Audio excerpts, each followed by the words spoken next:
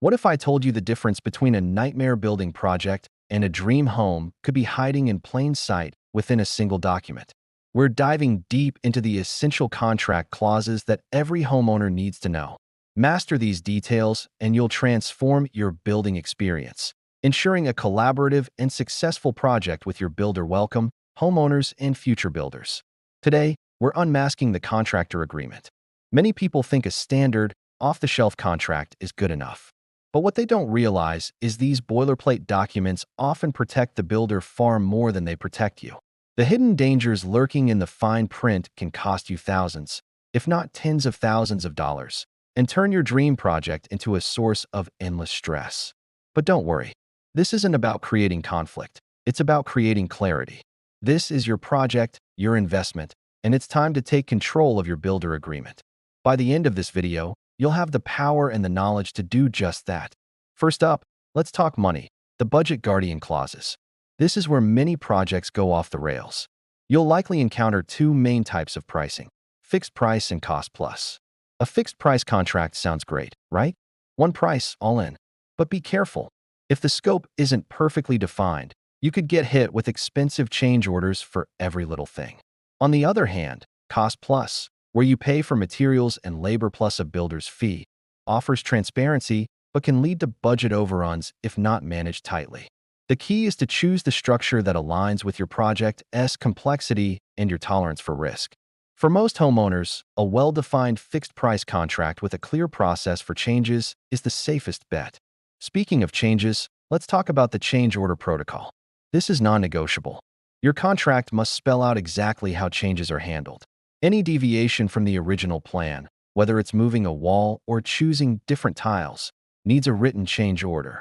This document should detail the new scope of work, the additional cost, and any impact on the project schedule. And critically, it must be signed by both you and the builder before any work begins. This single clause prevents those dreaded verbal agreements that lead to surprise bills at the end of the project. It keeps your budget locked down and ensures there are no misunderstandings about what you're repaying for. Next, let's safeguard your cash flow with payment schedule pitfalls. Never, ever agree to a payment schedule based on dates. A builder who wants large upfront payments or asks for money on, say, the first of every month, is a huge red flag. Your payments should be tied directly to tangible, verifiable project milestones. For example, you pay a certain percentage after the foundation is poured and inspected. Another payment after framing is complete. Another after drywall is up. This approach ensures you're only paying for work that has actually been completed to your satisfaction. It keeps the builder motivated to make progress and protects you from paying for a project that is stalled. Your money is your leverage. Don't give it away without getting value in return. Now let's shift from money to time and quality. The timeline and quality assurances section of your contract is what turns a handshake deal into a professional commitment. Your contract must have a clear project completion date, but a date alone isn't enough. You need a time is of the essence clause and, ideally, a liquidated damages clause. This means if the builder fails to finish on time for reasons within their control, they owe you a pre-agreed upon daily or weekly amount. This isn't a penalty. It's compensation for your additional living costs or other expenses caused by the delay. This simple clause is incredibly effective at holding builders accountable and keeping your project on schedule. But what happens after the last nail is hammered and the builder is gone? That's where warranty and defect liability clauses come in. Your builder must stand by their work. A standard warranty clause specifies a period, often 3 months or more depending on size of project, during which the builder is responsible for fixing any defects in workmanship or materials at their own cost. Make sure this is clearly defined. What's covered? How do you make a claim? What is the builder's required response time? A strong warranty provision gives you peace of mind, knowing that if a leaky pipe or a cracked tile appears a few months down the line, you're covered. It's the ultimate sign of a builder who is confident in the quality of their work. And to ensure that quality in the first place, you need to be specific. The Quality Control and Material Specifications clause is your best friend. Don't just say hardwood floors. Specify 5-inch wide, solid white oak flooring, brand X, model Y, color Z.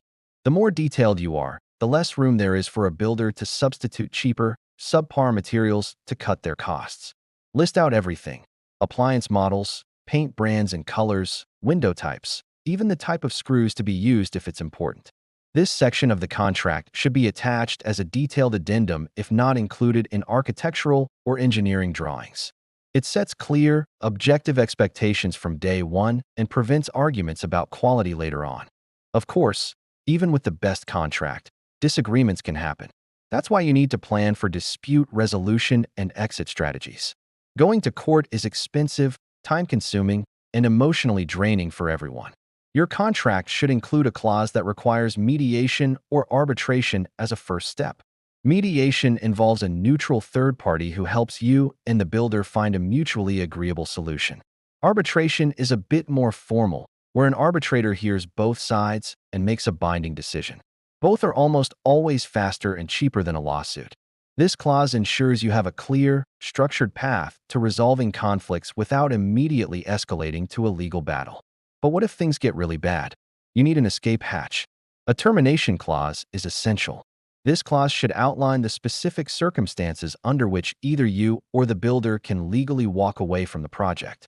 For you, this might include the builder abandoning the job, repeatedly failing to meet deadlines, or committing a major breach of contract. It should also detail the financial implications, such as how final payments will be calculated for work completed. Without this, you could be trapped in a failing project with no way out. It's a clause you hope you never have to use, but you absolutely must have. Finally, let's talk about protecting yourself from things that happen on your property. The indemnification and insurance clause is crucial.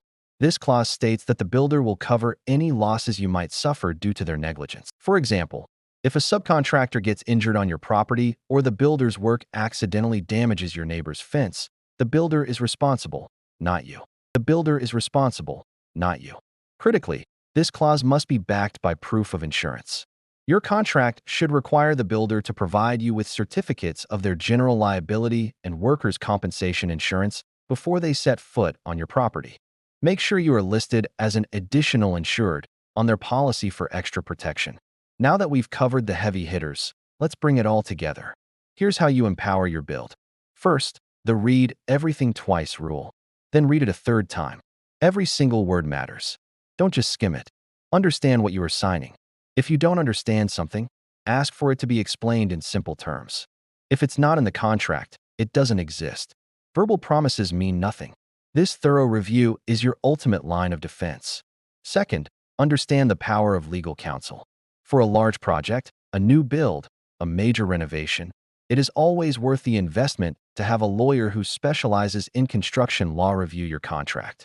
They know exactly what to look for, what's standard, and what's a red flag. They can spot hidden risks and suggest modifications that will protect your interests. A few $100s spent on a legal review can save you tens of thousands of dollars and countless headaches down the road. To wrap it all up, remember this: your project, your control. A well-crafted contract is not about being confrontational.